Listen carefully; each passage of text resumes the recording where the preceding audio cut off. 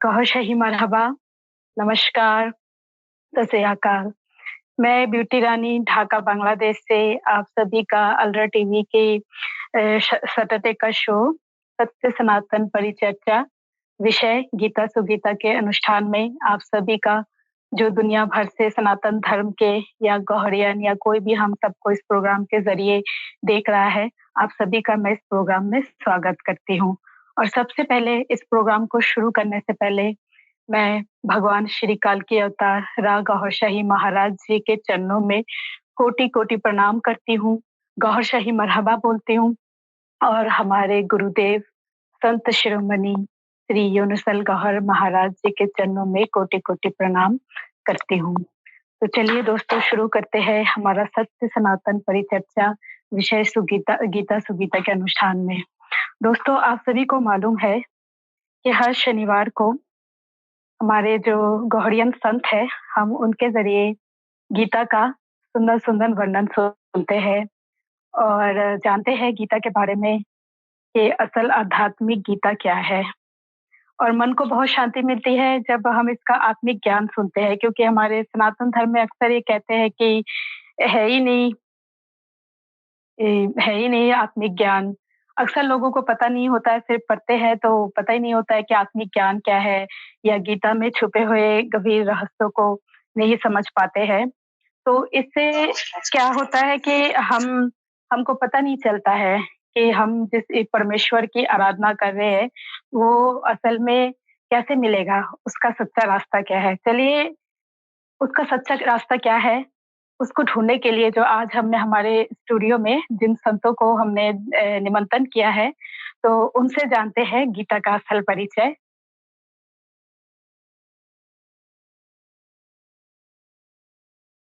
जय श्री कृष्णा, जय श्री कृष्णा, गाह शही मरहबा। आप तीनों का स्वागत करती हूँ हमारे सनातन धर्म के अनुष्ठान में। नमस्ते स्वामी जी, सचिदानंद जी आपको भी प्रणाम और संत राजेंद्र बाबू आपको भी बहुत बहुत प्रणाम। गाह शही मरहबा। जय श्री कृष्णा, जय गौहर शाही।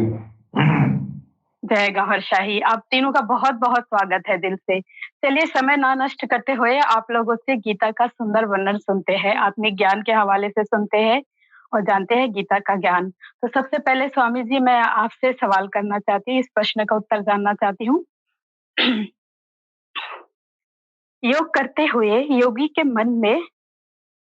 का मन विचलित हो जाए, यद्यपि अभी योग में श्रद्धा है ही, ऐसे ईश्वर को प्राप्त ना करके किसी गति को प्राप्त करते हैं।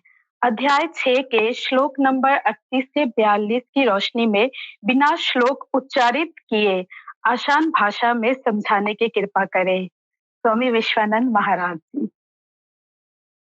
सब संतों को प्रणाम, सुनने वाले और दीदी जी आप सबको भी जय श्री कृष्ण, जय गौहर शाही, जय कल्कि भगवान। आपके प्रश्न के अनुसार जवाब यहाँ श्रीमद् भगवद गीता में कृष्ण भगवान ने बहुत अच्छे प्यारे अंदाज से समझाया है कि अपने प्यारे शिष्य अर्जुन को जवाब देते हुए भगवान श्री कृष्ण समग्र मानव जात को खास करके परमात्मा के साथ दिल में जो योगी मधुर मिलन बनाता है वैसे योगी को आश्वासन और आशा हिम्मत बढ़ाने के लिए यह समझा रहे हैं कि कोई भी मेरा प्यारा योगी अपना योग करते हुए उनका मन अगर कहीं भी विचलित हो जाता है, यद्यपि उनकी अभी भी मेरे में श्रद्धा और भक्ति दिल में कायम है, लेकिन उसका मन विचलित हो गया है, वैसे योग भ्रष्ट योगी अपने अच्छे कर्मों से पुण्य कर्म करने वाले जो लोग हैं उसके लिए परमात्मा ने जो स्वर्ग बनाया है वो स्वर्ग में वैसा मेरा योग भ्रष्ट योगी को वो स्वर्ग में स्थान मिल जाता है और वहां कुछ समय वो आनंद से बिताता है और उसके बाद परमात्मा उसकी योग की प्रक्रिया को आगे बढ़ाने के लिए फिर वापिस ऐसे पवित्र और धनवान सुखी संपन्न परिवार में उसका जन्म देते हैं। और कभी कभार ऐसे ही बुद्धिशाली और महान ज्ञानी योगियों के घरों में, उसके कुलों में भी ऐसे योग भ्रष्ट आत्मा का जन्म परमात्मा दिलाता है, ताकि उसकी योग की प्रक्रिया, योग आगे बढ़े। और इसीलिए परमात्मा कह रहे हैं कि योगियों के पुरुषार्थ वे व्यर्थ नहीं जाने देते हैं, और उनको दोबारा पवित्र धनवान ज्ञानी बुद्धिशाली कुल में जन्म लेके अपनी योग की यात्रा को आगे बढ़ाने में हमेशा वो सफल हो जाते हैं। और वैसा जन्म इस लोक में कुछ भाग्यशाली ऐसे योगी आत्मा को ही मिलता है। ऐसा जन्म यहाँ बहुत दुर्लभ है, लेकिन भाग्यशाली योगियों को अपना योग पूर्ण करने के लिए परमात्मा उन विचलित मन वाले लेकिन परमात्मा के प्रति गहरी श्रद्धा, अति प्यार रखने वाले ऐसे योग भ्रष्ट योगी को भी परमात्मा ऐसा ऐसा सुंदर जगह पे, पवित्र जगह पे जन्म देके उसकी इसकी योगिक प्रक्रिया को पूर्ण कराने के लिए बड़ा कृपालु होके वो स्थान पे उसको बिठा देता है। तो ऐसा सुंदर समग्र योगियों को चिंता करने की जरूरत नहीं है। इसीलिए ये गौर साई भी अपने प्यारे मिशन में, अपनी तालीम में समझाते हैं कि किसी से भी अगर आपकी योग की प्रक्रिया आगे नहीं बढ़ी है तो ये गौर साई को अपना लो, और मेरा दामन जो थामेगा उसको परमात्मा तक पहुंचाने की जवाबदारी गौर साई कल्कि भगवान ने ले ली है। यही बात यहाँ श्री कृष्ण भगवान ने 5,500 साल पहले सब योगियों को आश्वासन के रूप में बताई थी, और अभी कल्कि भगवान भी हम साधकों को यही बात बता रहे हैं। जी दीदी। बहुत बहुत धन्यवाद। अति उत्तम, बहुत अच्छा आपने बयान किया है, बहुत अच्छा लगा सुन के मन को। अब चलिए दूसरा सवाल जो है वो स्वामी सचिदानंद जी से है। अध्याय 6 के श्लोक नंबर 46 में भगवान ने अर्जुन को योगी ही बनने हेतु क्यों प्रेरित कर रहे हैं? तपस्वी, कर्मी, ज्ञानी और योगी में क्या अंतर है? विस्तार से बताएं। जी सचिदानंद जी। यहाँ साधक के पराकाष्ठा की बात कह रहे हैं कि तपस्विभ्यो अधिको योगी ज्ञानिभ्यो भी मतोधिकः कर्मिभ्यश्चाधिको योगी तस्मात् योगी भवार्जुन। अर्थात तपस्वियों से योगी श्रेष्ठ है, ज्ञानियों से भी श्रेष्ठ माना गया है, कर्मियों से भी योगी श्रेष्ठ है। इसलिए हे अर्जुन, तू योगी बन। तो योगी बनने के लिए ही क्यों कहते हैं, क्यों नहीं तपस्वी बनने के लिए, या क्यों नहीं कर्मी बनने के लिए, या क्यों नहीं ज्ञानी बनने के लिए? तो इन विषयों को, इनका अर्थ हमें समझना पड़ेगा। तपस्वी जो तपश्चर्या कर रहा है वो किसमें तप रहा है? इसी काम, क्रोध, मोह, लोभ, अहंकार इत्यादि में वो तप रहा है। वो जान रहा है आकर्षण तो है, लेकिन उसके निग्रह का प्रयत्न कर रहा है। वो अभी उस मंजिल तक पहुंचा नहीं। कर्मी भी अपना कर्म जान के उस कार्य को करता रहता है। तो इन दोनों के गिरने की स्थितियां बनी रहती हैं। जबकि ज्ञान का अर्थ होता है प्रत्यक्ष दर्शन। ज्ञानी उसको जान के अपनी क्षमता के अनुसार, अपनी ताकत के अनुसार उसके पतन और उत्थान की जिम्मेदारी उसकी स्वयं की है, क्योंकि वो ज्ञानी है, ज्ञानी समझता है, उस नियत कर्म को करता है। लेकिन योगी साधक की वो पराकाष्ठा की स्थिति है जब वो उस परमात्मा से जुड़ जाता है। अर्थात जहां सारी इंद्रियां शांत हो जाती हैं, मन संयम हो जाता है, साधक के हृदय में ही परमात्मा अवतरित हो जाता है, वो योग युक्त हो जाता है, उससे जुड़ जाता है। इसी को कृष्ण ने कहा, सर्वान धर्म परित्यज्य मामेकम शरणं व्रज। सभी धर्मों को छोड़ के मेरी शरण में आ जाओ। तो ये योग युक्त की स्थिति है उस परमात्मा और उस साधक का एकाकार, वो एक में ही युक्त हो गया है। ये योग की प्रक्रिया है। इसलिए कृष्ण जी ने अर्जुन को योगी बनने के लिए प्रेरित किया कि तपस्वी, ज्ञानी और कर्मी में तीनों में खतरा है कि वो अवनति को, अधोगति को भी प्राप्त कर सकता है, लेकिन जो योगी है, योग युक्त हो गया है, उसके पतन की स्थिति नहीं बनती। क्यों? क्योंकि वो परमात्मा ही उसका सारथी बन के स्वतः उसका संचालन कर रहा है। तो जाके रथ पे केशव ताकू कौन ले सके। जब वो जिसको जानना है वही हमारा संचालन कर रहा है, हम उसी से जुड़ गए हैं, हमारी जिह्वा उसके ही द्वारा संचालित हो रही है, हमारे हाथ पैर उसके ही द्वारा संचालित हो रहे हैं, तो अंतर क्या रह गया? जिसको पाना था उसको हमने पा लिया। तो ये योग की स्थिति है। इसीलिए अर्जुन को योगी बनने के लिए कह रहे हैं, योग युक्त होने के लिए कह रहे हैं कि वाह, बहुत खूब, बहुत सुंदर वर्णन किया आपने। आपका बहुत शुक्रिया सचिदानंद जी, बहुत अच्छा लगा। अब हमारा जो तीसरा सवाल है वो संत राजेंद्र निगम बाबूजी से है। भगवत गीता अध्याय 6 में वर्णित दिव्य ज्ञान से क्या निष्कर्ष निकलता है? संक्षेप में समझाने की कृपा करें संत राजेंद्र निगम बाबूजी।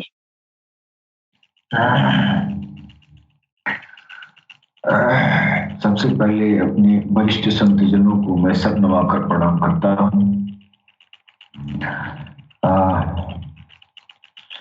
अभी हम लोग जो है श्रीमद् भागवत गीता के अष्टम अध्याय का हम लोग चर्चा किए हैं पिछले दो तीन एपिसोड में।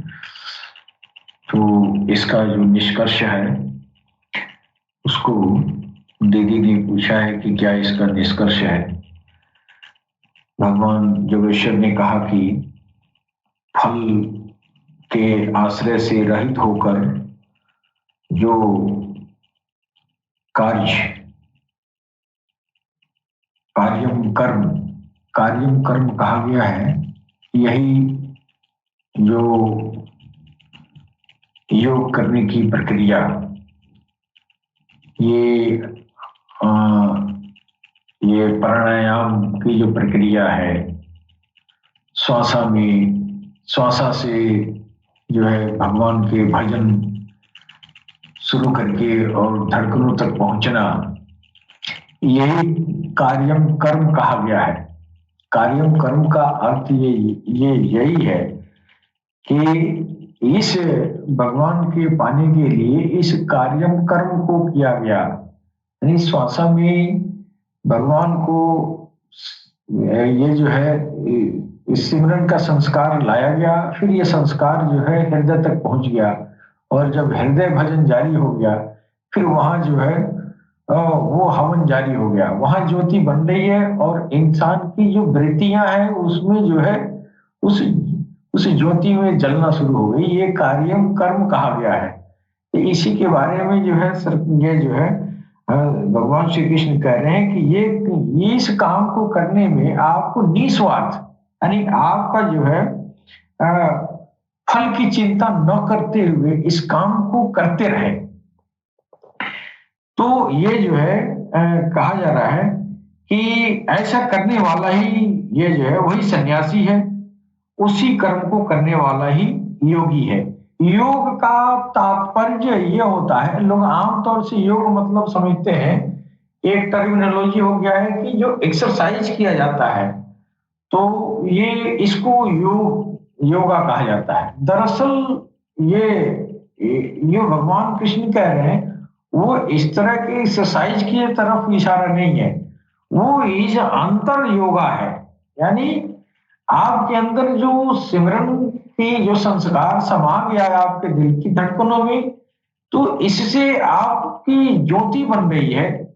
उस ज्योति से आपके अंदर जो है जो आत्माएं हैं वो जागृत हो रही हैं, वो चमकीली हो रही हैं, वो साफ सुथरा हो रही हैं, वो चमकीली हो रही है, भगवान के लायक हो रही है। ये जो कार्यक्रम हो रहा है, ये ऐसा करने वाला ही सन्यासी कहा गया है और इसी को योगी कहा गया है।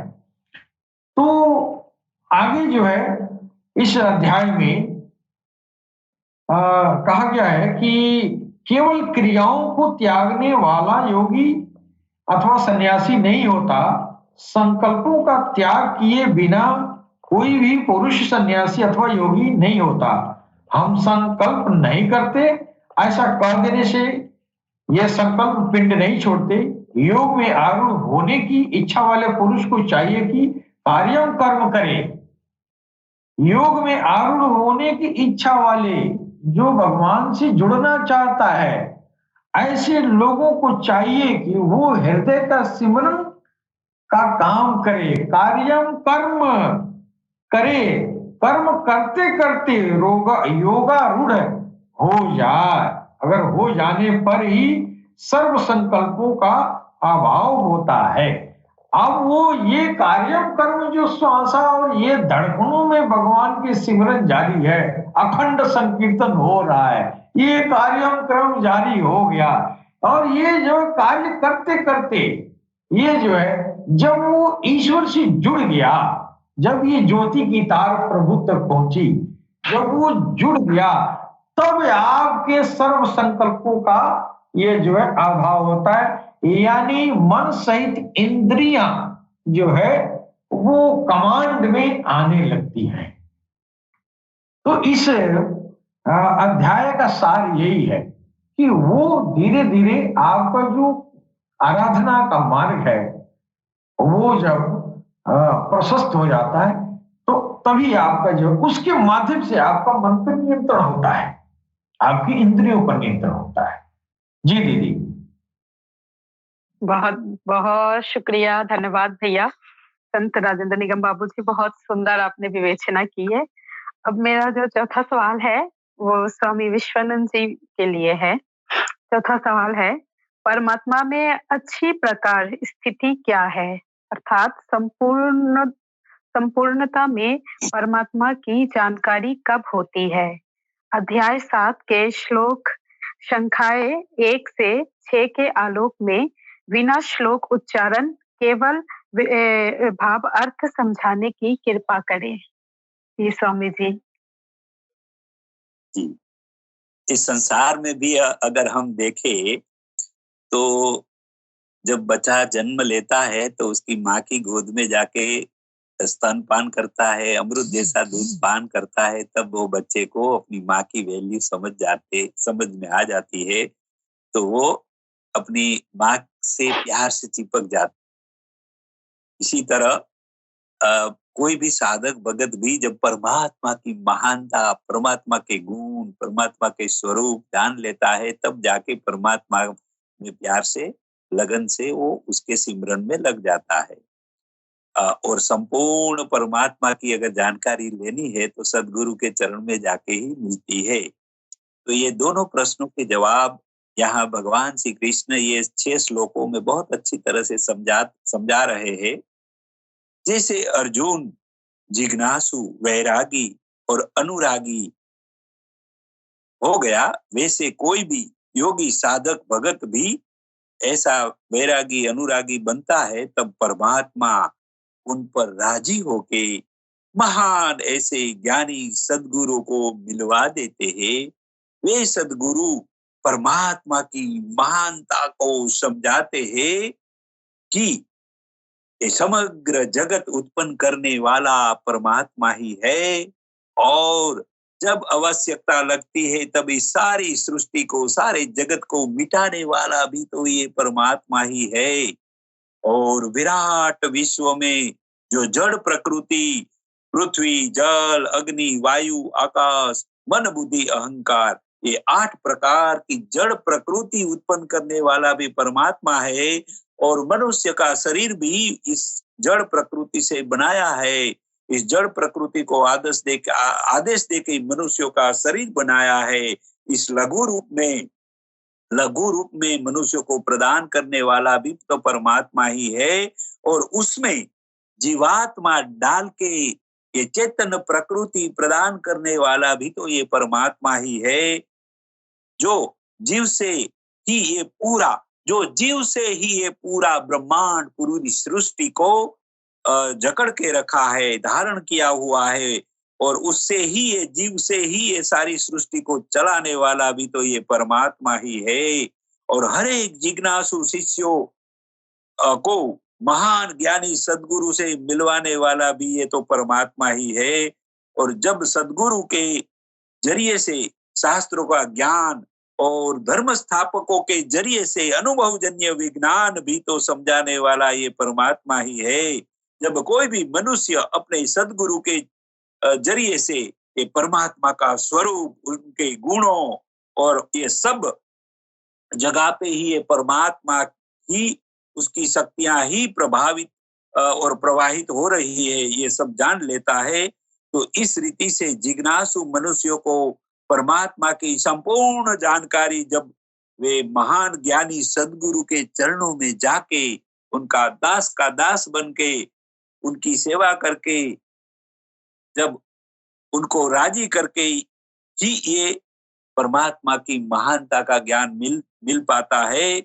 जब साधक भगत योगी उस परमात्मा की महानता समझ लेता है, तब सदगुरु से परमात्मा का नाम अपने दिल में सदगुरु के जरिए से डलवा कर फिर अपने दिल में मन लगा के उस महानता वाला परमात्मा को तब जाके श्रद्धा और प्रेम पूर्वक उसकी सिमरन करने लगता है, उसको भजने लगता है, और उसके ही सिमरन से उसके दिल पर वो टिक पाता है। क्योंकि कोई भी महानता वाली चीज जब उसके दिल में आती है, तब उसको उसकी वैल्यू, उसकी महत्वता, उसकी कीमत समझ पाता है, तब तो वो मन लगा के वहां चिपक जाता है और इसका सिमरन बहुत श्रद्धा भक्ति से कर पाता है। तो ये परमात्मा और सदगुरु की कृपा से साधक के दिल में आत्मा की ज्योत प्रकट हो जाती है, और वो प्रकाश से ही महानता वाला परमात्मा का दर्शन भी हो जाता है। ये साधक की स्थिति को ही परमात्मा में अच्छी प्रकार की स्थिति को ही भगवान श्री कृष्ण यहाँ सब साधकों को समझा रहे हैं। तो इस प्रकार परमात्मा की महानता जानने के बाद ही भगत की, योगी की अच्छी स्थिति बन पाती है, और परमात्मा की जब महानता जब प्राप्त ऐसे सदगुरु के जरिए से इस जानकारी प्राप्त होती है। तो ये दो प्रश्नों के जवाब भगवान श्री कृष्ण ने इस 7वें अध्याय के श्लोक 1 से 6 में समझाया। जी दीदी। बहुत बहुत धन्यवाद स्वामी जी, बहुत सुंदर आपने वर्णन किया, दिल को बहुत खुशी हुई, बहुत शुक्रिया। अब जो मेरा 5वां सवाल है वो सचिदानंद जी से है। प्रकृति में परमात्मा की उपस्थिति की व्याख्या अध्याय 7 से 14 की रोशनी में बिना मंत्र उच्चारण आसान शब्दों में करें। कुलवधु स्वामी सचिदानंद नाथ जी। अखंड मंडलाकारं व्याप्तं येन चराचरं तत्पदं दर्शितं येन तस्मै श्री गुरुवे नमः। अज्ञानतिमिरान्धस्य ज्ञानाञ्जनशलाकया चक्षुरुन्मीलितं येन तस्मै श्री गुरुवे नमः। हम गुरु की प्रार्थना भी करते हैं तो यही कहते हैं कि वो अखंड है, मंडलाकार है, वृत्ताकार है, जो चर और अचर सब में व्याप्त है, जो अज्ञान रूपी अंधकार को ज्ञान रूपी अंजन की शलाका से प्रकाशित कर देता है आंखों को, अर्थात उसका साक्षात्कार करा देता है, दर्शन करा देता है। किसका? उस परमात्मा का। हम ऐसे गुरु को प्रणाम करते हैं। बृहदारण्यक उपनिषद में भी लिखा गया है कि ओम पूर्णमदः पूर्णमिदं पूर्णात् पूर्णमुदच्यते पूर्णस्य पूर्णमादाय पूर्णमेवावशिष्यते। अर्थात वह परमात्मा पूर्ण है, पूर्णमदः वो पूर्ण है, पूर्णम इदम यह प्रकृति भी पूर्ण है। वो परमात्मा भी पूर्ण है और ये प्रकृति भी पूर्ण है। पूर्णात् पूर्णम उदच्यते, उस पूर्ण से ही ये पूर्ण निकलता है, उदय होता है। उदच्यते मतलब उदय होना, निकलना। तो उस परमात्मा पूर्ण रूपी पूर्ण से ही ये प्रकृति रूपी पूर्ण भी निकलता है। तो वो भी पूर्ण है और ये भी पूर्ण है। पूर्णस्य पूर्णमादाय पूर्णम एव अवशिष्यते, उस पूर्ण से इस प्रकृति को आदाय निकाल भी दिया जाए तो भी पूर्णम एव अवशिष्यते, तो भी पूर्ण ही बचता है। इसी पूर्ण को ज्ञानियों द्वारा या विप्रों द्वारा, विद्वानों द्वारा अनेक नामों से जाना गया। एकम सत विप्रा बहुधा वदंती, सत्य एक ही है लेकिन विद्वान जन अनेक नामों से उसका उच्चारण करते हैं, उसका अनेक नामों से पुकार करते हैं। जैसे हम विराट पुरुष कहते हैं, परमात्मा कहते हैं, कोई उसको अल्लाह कहता है, कोई वाहेगुरु कहता है, कोई गॉड कहता है, लेकिन है वो एक ही, वो अद्वैत है, वो पूर्ण है, वो एक ही है। और हमारी स्मृति भी कहती है कि हरिरेव जगत जगदेव हरि, हरितो जगतो नहीं भिन्न तनु, इत्यस्य मतिः परमार्थ गति सनरो भवसागर मुंतरति। अर्थात हरि एव जगत, ईश्वर ही संसार है, जगदेव हरि, जगत एव हरि, जगत ही संसार है, ईश्वर है।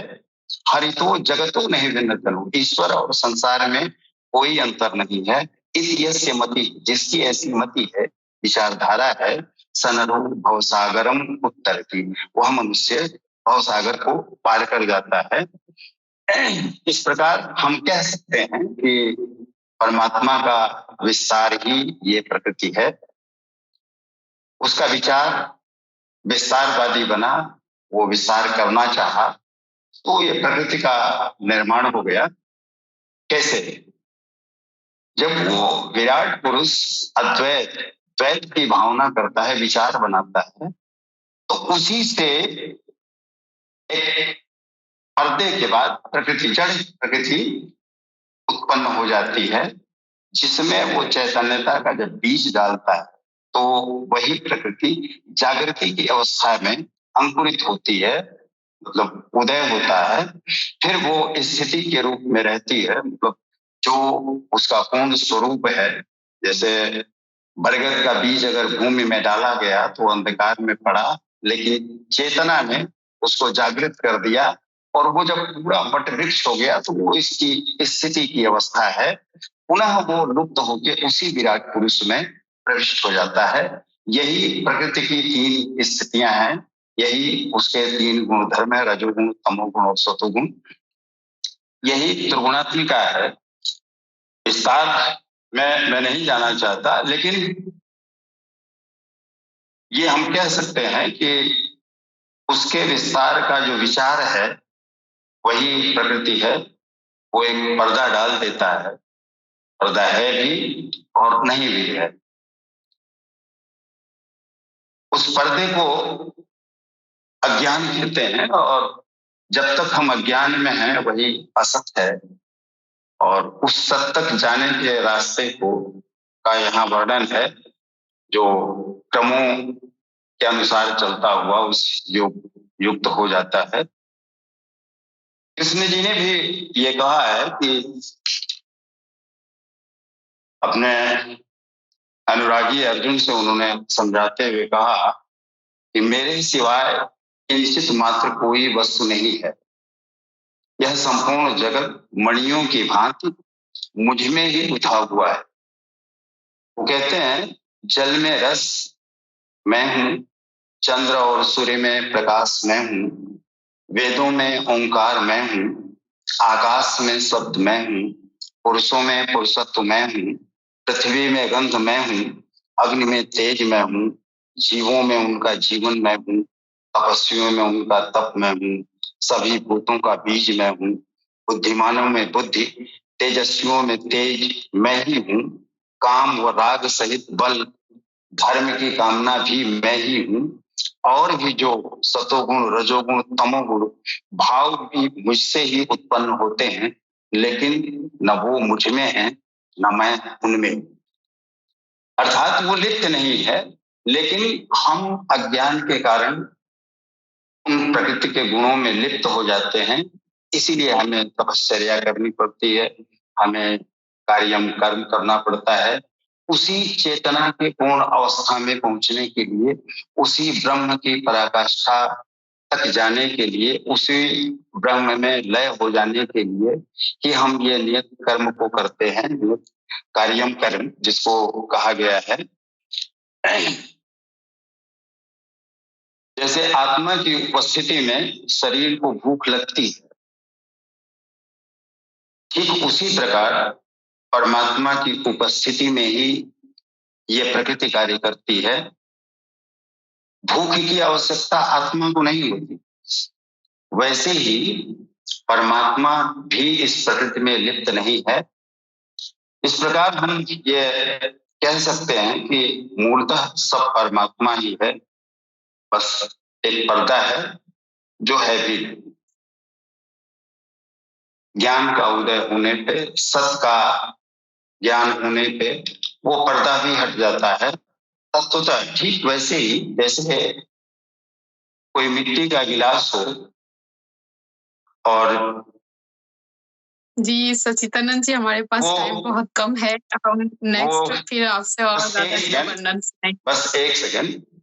मिट्टी का गिलास अपने स्वरूप में आते ही अपनी विराटता, उस तत्व की विराटता को खो देता है, उसका अलग भान होने लगता है।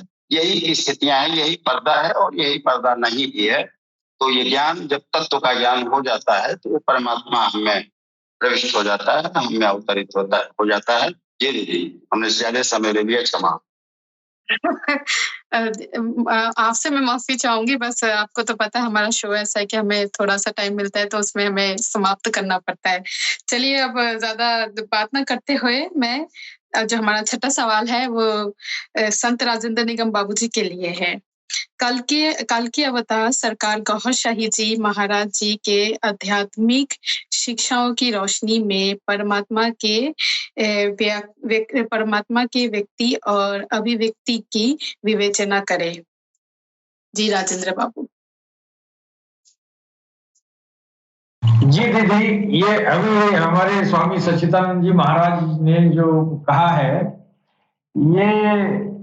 ये जैसे आपने फरमाया है कि भगवान कृष्ण कह रहे हैं कि जल में मैं रस हूँ, चंद्रमा और सूर्य में प्रकाश हूँ, ऐसा कहा है ना उन्होंने। ये जो है सभी जीवों में उनका जीवन हूँ, तपस्वियों में उनका तप हूँ।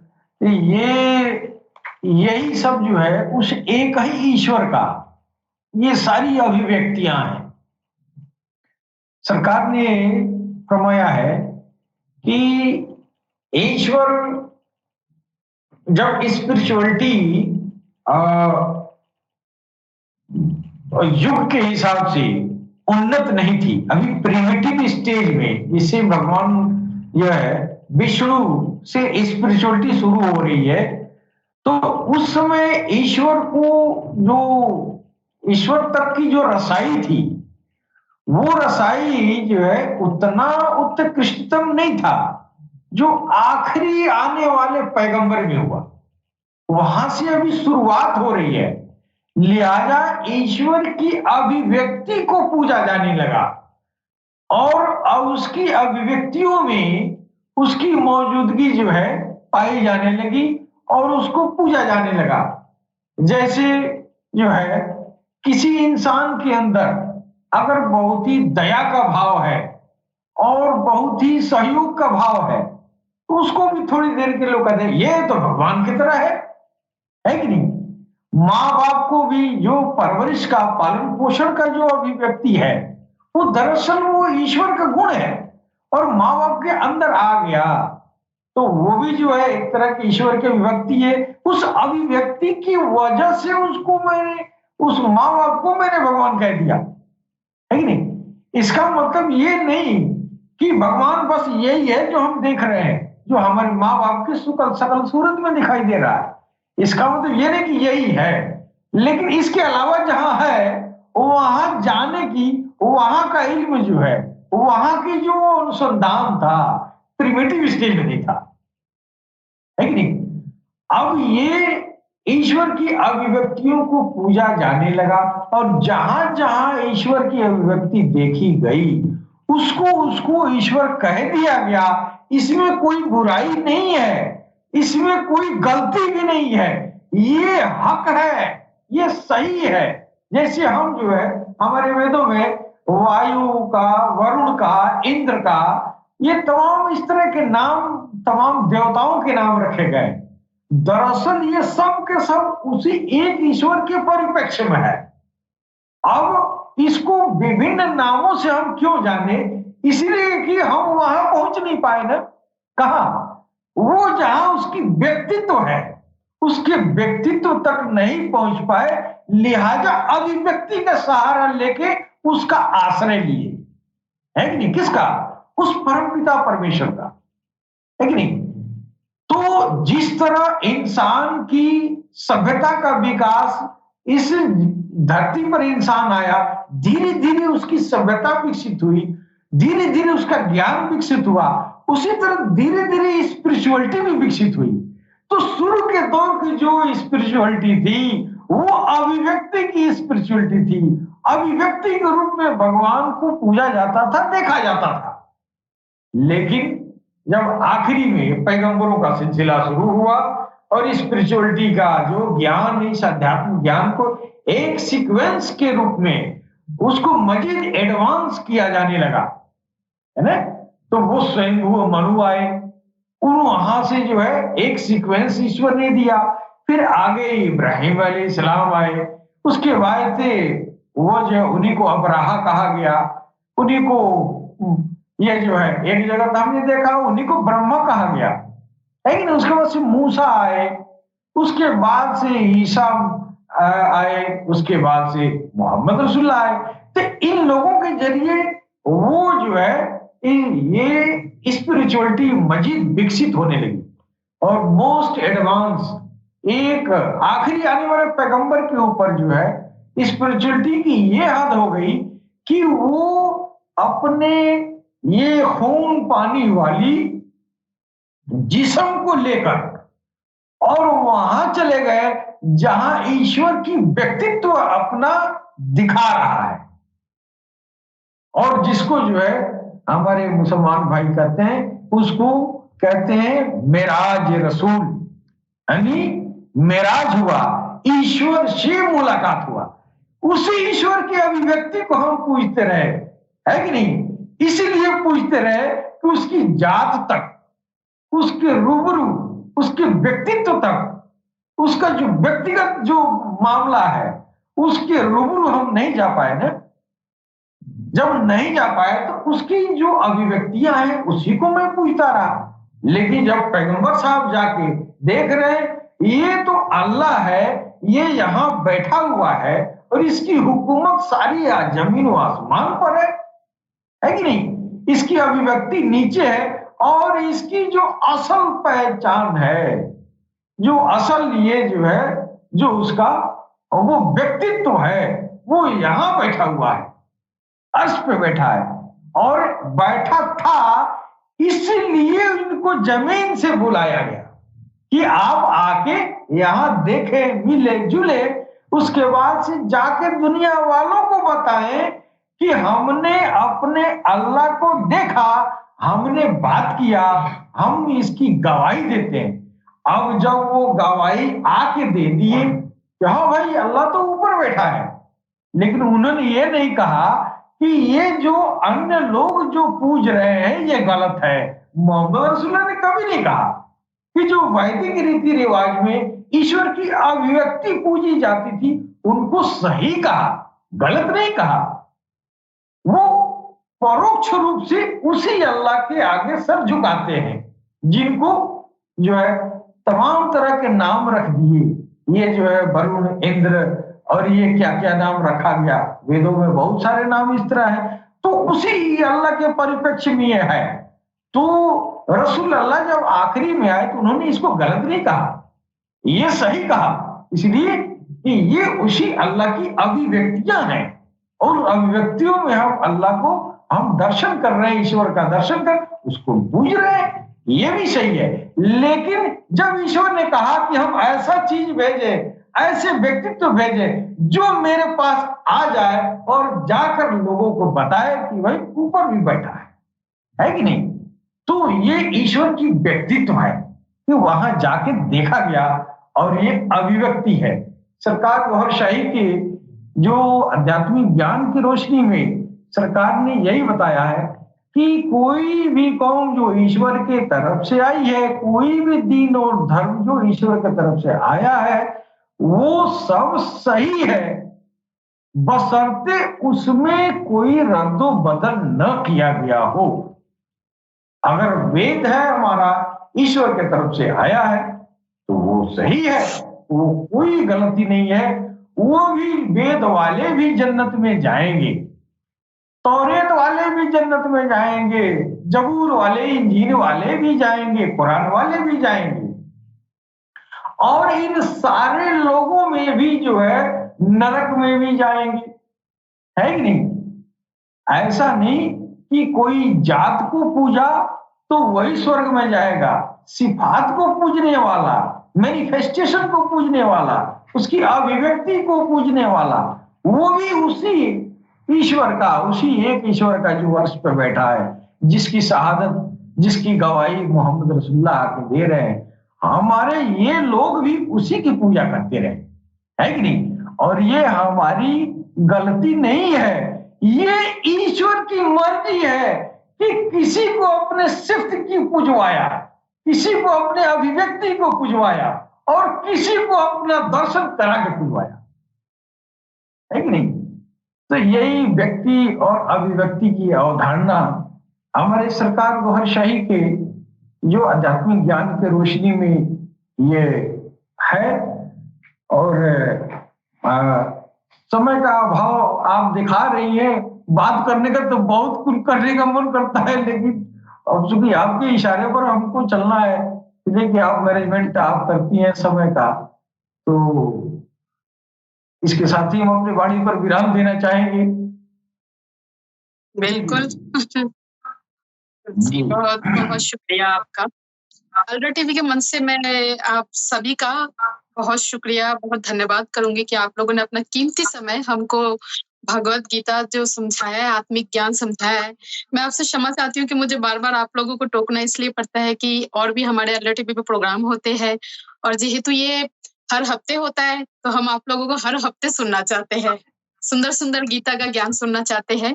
और अल्ट्रा टीवी के संबंध से मैं पूरी दुनिया को एक छोटा-सा मैसेज ये कन्वे करना चाहूंगी कि ये सिर्फ एक धर्म के लिए नहीं है अल्ट्रा टीवी, ना कालकी अवतार जी एक धर्म के लिए, समस्त मानव जाति के लिए।